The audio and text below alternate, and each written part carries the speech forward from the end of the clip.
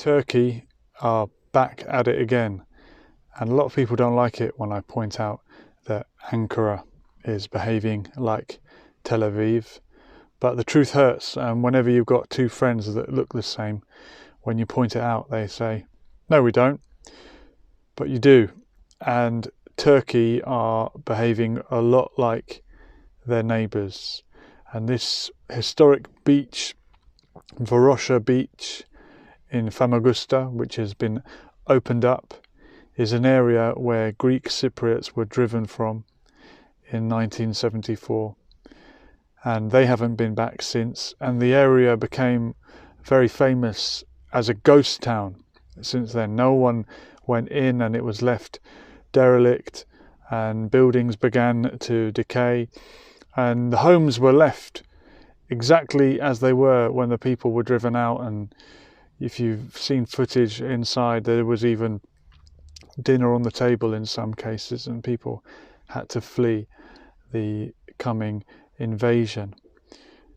And to watch on your TV in the south of Cyprus, in Nicosia or wherever else, and see the town that you lived in get invaded, it's got to give you a deep sense of foreboding and an idea that we may never get our land back. And I do compare the situation with the Palestinians who fled in 1948 and have had to watch on and look at their homes through binoculars or on TV as they've been invaded and inhabited by someone else.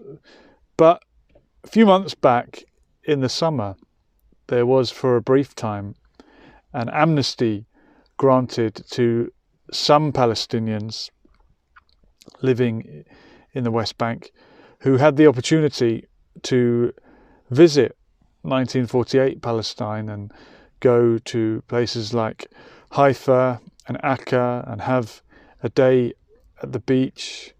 And I had friends in the area who were sharing pictures of this day out on Facebook, and it must have been a very surreal experience and very bittersweet to be allowed back to your own home and see your parents' or grandparents' house for the day, and then to have to leave again and not know when you might be granted permission again. Kind of like if the person that mugged you gave you back your iPad for a few hours and then said, right, hand it back over. So I feel for the Greek Cypriots watching this unfold, making it look like another nail in the coffin of the invasion and occupation of northern Cyprus.